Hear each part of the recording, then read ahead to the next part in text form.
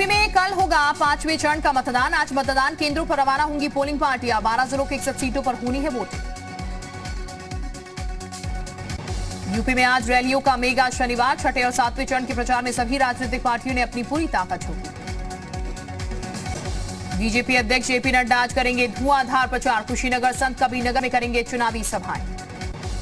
CM Yogi Adityanath आज गोरखपुर, अंबेडकर नगर, बलिया और कुशीनगर में करेंगे जनसभा। बीजेपी प्रत्याशी के पक्ष में करेंगे वोट की अपील। सपा अध्यक्ष अखिलेश यादव आज बलरामपुर, सिद्धार्थनगर में करेंगे जनसभा। छठे और 7वें चरण के लिए सपा ने कसी कमर। आज जौनपुर में डिंपल यादव और जया बच्चन सपा गठबंधन प्रत्याशियों के लिए करेंगी प्रचार। जनता से करेंगी वोट की अपील। सपा सुप्रीम मायावती आज गोरखपुर में भरेंगे ओंकार। छठे और 7वें चरण के लिए जनता से करेंगी वोट की अपील। प्रियंका गांधी आज महराजगंज में कांग्रेस प्रत्याशियों के समर्थन में करेंगी जनसभा। रोड शो भी करेंगी प्रियंका। जनता के बीच जाकर करेंगी वोट की अपील। वाराणसी से कांग्रेस प्रत्याशी पर चुनाव आयोग की बड़ी कार्रवाई। 24 घंटे के लिए अजय राय के प्रचार पर लगाई रोक। अजय राय ने चुनाव प्रचार के दौरान दिया था भड़काऊ भाषण। आज सुबह 8 बजे से 27 फरवरी तक 8 बजे तक प्रचार पर लगाई गई रोक। यूक्रेन संकट पर प्रधानमंत्री मोदी ने आज बुलाई बड़ी बैठक। दोपहर 12 बजे सीसीईए की होगी बैठक। प्रधानमंत्री की अध्यक्षता में सीसीईए की बैठक के बाद कैबिनेट की होगी बैठक। वीडियो कॉन्फ्रेंसिंग के जरिए होगी बैठक। यूक्रेन की स्थिति को देखते हुए विदेश मंत्रालय से इनपुट के आधार पर एयर इंडिया तैयार। दिल्ली से रोमानिया और हंगरी के लिए फ्लाइट भरेगी उड़ान। एयर इंडिया ने बयान जारी करते हुए कहा, हम पूरी तरीके से तैयार। 2 विमान रोमानिया और हंगरी के लिए भर रहे उड़ान। यूक्रेन में भारत के राजदूत पार्थ सतपथी ने फंसे भारतीय छात्रों को दिया भरोसा। कहा, भारत सरकार सभी भारतीय नागरिकों को निकालेगी बाहर। यूक्रेन में फंसे 470 से अधिक भारतीय स्टूडेंट रोमानिया पहुंचे। विशेष फ्लाइट से लौटेंगे भारत। रोमानिया पहुंचे भारतीय छात्रों ने ली राहत की सांस। भारत सरकार का किया धन्यवाद। यूक्रेन से भारतीयों को लेकर आज पहुंचेंगे 2 विमान। पहले विमान की सुबह 9:30 बजे दिल्ली एयरपोर्ट पर लैंडिंग। दूसरा विमान दोपहर 12 बजे पहुंचेगा मुंबई। यूक्रेन में फंसे उत्तरकाशी के आशीष नौटियाल। आशीष ने केंद्र सरकार से लगाई मदद की गुहार। रूसी हमले के बीच खौफनाक स्थिति बयान। यूक्रेन में फंसे रुद्रप्रयाग जिले की 4 छात्रा। परिजनों ने सीएम धामी से लगाई छात्रों को सुरक्षित घर वापस लाने की गुहार। टिहरी जिले की 5 छात्र भी यूक्रेन में फंसे। छात्रों के परिजनों का रो रो कर बुरा हाल। सरकार से छात्रों को वापस लाने की लगाई गुहार। आगरा के रहने वाले छात्र देवेंद्र सिंह ने वीडियो जारी कर बताया यूक्रेन के हालात। यूक्रेन में कर रहा है एमबीबीएस की पढ़ाई। यूक्रेन में फंसे छात्रों के अभिभावकों ने सहारनपुर डीएम से की मुलाकात। अपने बच्चों को वापस भारत लाने की लगाई गुहार। यूक्रेन में फंसे छात्रों के परिजन परेशान। मेरठ के रहने वाले छात्र प्रियांशी यूक्रेन में फंसा। सरकार से लगातार गुहार लगा रहे परिजन। यूक्रेन में फंसे बांदा के 5 लोग। परिजनों ने प्रधानमंत्री मोदी से सुरक्षित घर वापस लाने की लगाई गुहार।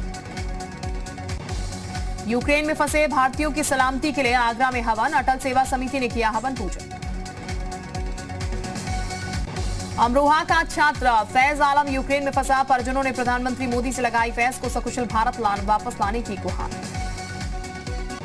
बरेली के दर्जनों छात्र यूक्रेन में फंसे। वीडियो कॉल पर परिजनों से रो रो कर भारत वापस मंगाने की गुहार लगा रहे। अमरोहा का छात्र शारिक यूक्रेन में फंसा। पीड़ित परिजनों ने भारत सरकार से शारिक को वापस लाने की मांग उठाई। यूक्रेन में फंसे बनारस के कमल सिंह और हापुड़ के फैजल खान ने शेयर किया वीडियो। भारत सरकार ने लगाई मदद की गुहार। लखनऊ के ऐशबाग ईदगाह में यूक्रेन की सलामती के लिए ली गई दुआ। मौलाना खालिद रशीद फरंगी महली ने लोगों की सलामती की दुआ की।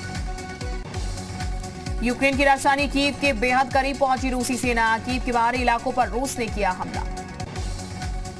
रूसी हमले से कीव का पावर प्लांट बर्बाद। कीव के मेयर ने पावर प्लांट की बर्बादी की पुष्टि की। पावर प्लांट में धमाके की आवाज सुनाई। यूक्रेन की राजधानी कीव में सीधे धमाके। भारतीय समय अनुसार रात 12 बजे किया बहुत बड़ा हमला। एक के बाद एक 5 ब्लास्ट से दहल उठा कीव शहर। कीव में रूस ने मिसाइल से किया बड़ा हमला। हमले में मिसाइल हमले से थर्रा गया कीव शहर। पश्चिमी यूक्रेन भी रूस के निशाने पर आया। रूस लगातार कर रहा powerful strike. Sukhoi fighter jet से यूक्रेन के एयरबेस पर हमला। रूस के फाइटर जेट्स ने यूक्रेन का एयरबेस का किया बर्बाद। एयरफील्ड पर लगातार हो रही बमबारी। यूक्रेन पर रूस ने दुनिया का सबसे खतरनाक रॉकेट लॉन्चर किया तैनात। थर्मोबैरिक रॉकेट लॉन्चर बॉर्डर पर तैनात। थर्मोबैरिक रॉकेट 1 मिनट में 80 रॉकेट लॉन्च में सक्षम। थर्मोबैरिक रॉकेट लॉन्चर को TOS-1 भी कहा जाता है।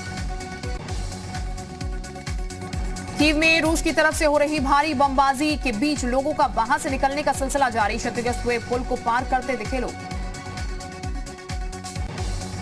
जिस पुल को यूक्रेन ने रूसी टैंकों को आगे बढ़ने से रोकने के लिए ध्वस्त किया था, कीव के लोग वहीं से पैदल भागने को हुए मजबूर।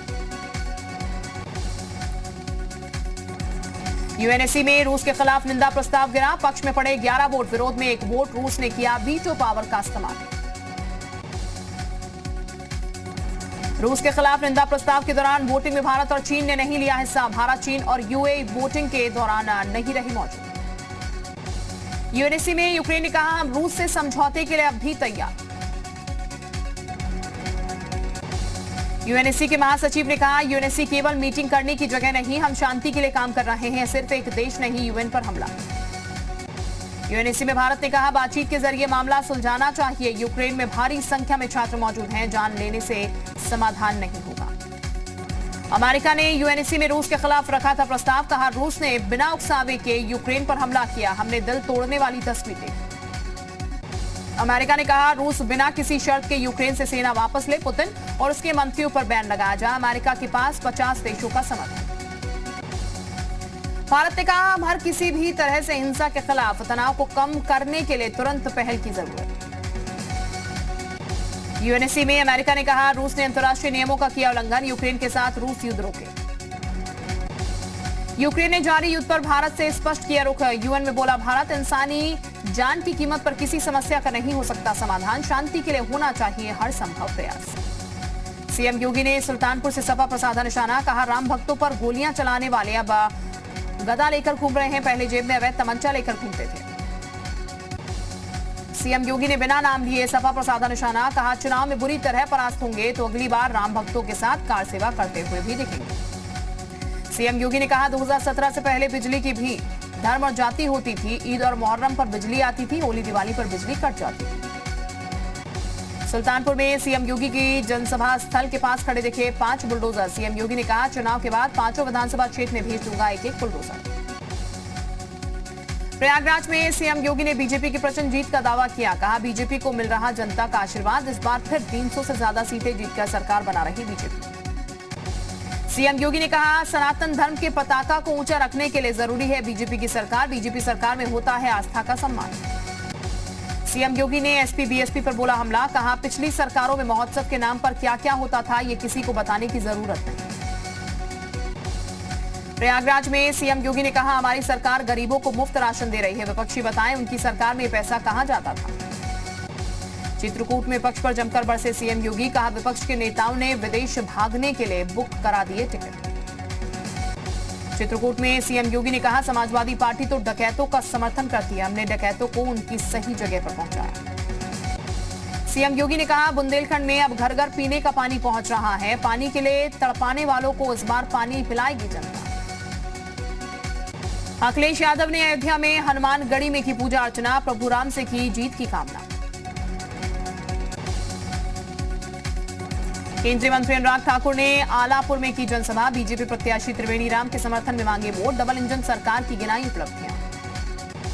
अंबेडकर नगर में अनुराग ठाकुर ने कांग्रेस पर साधा निशाना। कहा, पंजाब के मुख्यमंत्री चन्नी जब उत्तर प्रदेश के लोगों को गाली देते हैं तो मंच पर खड़ी प्रियंका गांधी ताली बजाकर हंसते। अनुराग ठाकुर ने कहा, बंगाल की मुख्यमंत्री यूपी के लोगों को गुंडा कहती हैं और यूपी में आकर अखिलेश यादव के लिए वोट मांगती हैं। अनुराग ठाकुर ने कहा, अहमदाबाद ब्लास्ट के दोषियों का सपा से कनेक्शन। आतंकियों के समर्थन में खड़े रहते हैं अखिलेश यादव। अनुराग ठाकुर ने कहा, यूपी में फिर बन रही बीजेपी की सरकार। गुंडे माफिया पर ऐसे ही चलता रहेगा बुलडोजर। बहराइच में बीजेपी सांसद बृजभूषण शरण सिंह का विपक्ष पर हमला। कहा, यह मनमोहन सिंह की सरकार नहीं, यह ठोको बाबा की सरकार है। अराजकता करने वालों का तुरंत हिसाब कर दिया जाता है। अखिलेश यादव की पत्नी डिंपल यादव और सपा सांसद जया बच्चन ने कौशाम्बी में बीजेपी सरकार पर बोला हमला। जया बच्चन ने खुद को बताया प्रदेश की सबसे बड़ी मुख्य। कौशाम्बी के सिराथू में डिंपल यादव ने बीजेपी पर बोला करारा हमला। कहा, जंग लगे इंजन को हटाने का आ गया है समय। कांग्रेस प्रवक्ता अंशु अवस्थी ने बीजेपी पर साधा निशाना, कहा बीजेपी के नेताओं को साफ दिखाई देने लग गई है हार, लोगों का ध्यान भटकाने के लिए दे रहे उल्टे सीधे जवाब। जालौन के डीएम का ऑफिशियल फेसबुक पेज हुआ हैक, डीएम प्रियंका निरंजन ने ट्विटर के माध्यम से ट्वीट कर दी जानकारी। गोंडा में सपा प्रदेश अध्यक्ष नरेश उत्तम पटेल के बिगड़े बोल, बीजेपी नेताओं के लिए अमर्यादित शब्द का किया प्रयोग, सपा सरकार बनने का किया दावा। वाराणसी में आप नेता भगवंत मान ने निकाला रोड शो, पार्टी प्रत्याशी के समर्थन में वोट करने की अपील की, बीजेपी सरकार पर साधा निशाना। मथुरा में हाईवे पर कैंटर में लगी भीषण आग, कैंटर चालक की आग में झुलसकर हुई मौत, सूचना पर पहुंची दमकल की गाड़ियों ने आग पर काबू पाया। मुजफ्फरनगर में कार सवार बदमाशों ने 2 छात्रों पर बोला हमला, दोनों छात्र गंभीर हालत में अस्पताल में भर्ती। बस्ती में जीआरपी के हाथ बड़ी सफलता लगी, रेलवे स्टेशन पर पुलिस ने 3 महिला तस्करों के पास से 20 लाख के 9 बोरों में 305 कछुए बरामद किए। बांदा में प्रतिबंधित काले हिरण का शिकार कर रहे 4 शिकारी गिरफ्तार, मौके से फरार हुए 7 शिकारियों की तलाश में जुटी पुलिस और वन विभाग की टीम। मथुरा में महिलाएं फूलों से बना रही गुलाल, ब्रज गंगा प्रसाद समिति प्रोजेक्ट के तहत बनाया जा रहा गुलाल। यूक्रेन और रूस के विवाद को लेकर अमरोहा के लोगों को प्रधानमंत्री मोदी से बड़ी उम्मीद, कहा दोनों देशों को शांत करने के लिए पीएम मोदी का हो सकता है अहम योगदान। सहारनपुर में आंधी तूफान और ओलावृष्टि ने बर्बाद की किसानों की फसल बर्बाद होने से किसानों की बढ़ी मुश्किलें। सहारनपुर में 14 दिन में 494 करोड़ का किया गया गन्ना भुगतान, जिला गन्ना अधिकारी के.एन. मणि त्रिपाठी ने दी जानकारी। ललितपुर में एसटीएफ ने ट्रक से बरामद किया करोड़ रुपए का गांजा, उड़ीसा से राजस्थान गांजा ले जा रहे थे 2 तस्कर भी गिरफ्तार। कासगंज में युवक की हत्या का पुलिस ने भी किया खुलासा, भाभी से अवैध संबंध होने के चलते भाई ने ही की थी भाई की हत्या, आरोपी भाई को पुलिस ने किया गिरफ्तार। झांसी में शराब माफियाओं के खिलाफ पुलिस का बड़ा अभियान, 19 लोगों को गिरफ्तार कर भारी मात्रा में शराब बरामद की। झांसी रेलवे स्टेशन पर आरपीएफ और जीआरपी ने चेकिंग के दौरान बरामद किया करीब 11 लाख कैश, 2 युवकों को हिरासत में लेकर पूछताछ जारी। श्रावस्ती में कांग्रेस नेता इमरान प्रतापगढ़ी ने केंद्र सरकार पर साधा निशाना, कहा सिर्फ 4 लोग चला रहे सरकार, 2 देश को बेच रहे और 2 लोग खरीद रहे। बांदा में महिला की ईंट से सिर कुचलकर हत्या, महिला के जेवरात लूटकर फरार हुआ बदमाश, सूचना पर पहुंची पुलिस मामले की जांच में जुटी। यूक्रेन में अचानक हुए हमले के बाद कई छात्र फंसे, फारुखाबाद की तान्या राठौर ने परिजनों को सुनाई आप बीती, यूक्रेन में बिजली और पानी की सप्लाई बंद हुई। बिजनौर के उत्तराखंड बॉर्डर वाले इलाके कालागढ़ में जंगली हाथी ने राहगीर पर किया हमला, हाथी के हमले में युवक की हुई मौत। बाजपुर में स्वास्थ्य विभाग की टीम ने स्टार हॉस्पिटल पर की छापेमारी, मानकों की विपरीत व्यवस्था मिलने पर अल्ट्रासाउंड मशीन की सीज। पहाड़ में सड़क हादसे और यातायात नियमों को तोड़ने वाले चालकों पर लगाम लगाने के लिए अभियान, कुमाऊं कमिश्नर ने 5 दिन तक विशेष अभियान चलाने के आदेश दिए। खटीमा में मिठाई कारोबारी के घर में सिलेंडर ब्लास्ट में 2 लोग गंभीर रूप से झुलसे, कड़ी मशक्कत के बाद फायर ब्रिगेड ने आग पर पाया काबू। जयपुर में 3 दिवसीय स्मय सिद्धा हस्तशिल्प प्रदर्शनी का आगाज हुआ, उद्घाटन सत्र के दौरान मुख्य अतिथि के तौर पर राजसमंद सांसद दिया कुमारी मौजूद रही। जायडस कंपनी की डायबिटीज की नई दवाई को मिली US food and drug administration की मंजूरी, कंपनी ने दी जानकारी। आलिया की फिल्म गंगूबाई काठियावाड़ी सिनेमाघरों में रिलीज, आलिया के चेहरे पर दिखी गंगूबाई रिलीज होने की खुशी। अमिताभ बच्चन की अपकमिंग फिल्म झुंड का ट्रेलर हुआ रिलीज, फुटबॉल कोच की भूमिका में नजर आए अमिताभ, 4 मार्च को सिनेमाघरों में रिलीज होगी फिल्म। विजय और विक्रांत मैसी की फिल्म मुंबई का इस साल मई में हो सकती है रिलीज, पिछले साल कोरोना के चलते रिलीज नहीं हो सकी थी फिल्म। ऑनर किलिंग पर आधारित है फिल्म लव हॉस्टल, फिल्म को मिला दर्शकों का प्यार, फिल्म में विक्रांत सान्या का देसी रोमांस देखने को मिल रहा है।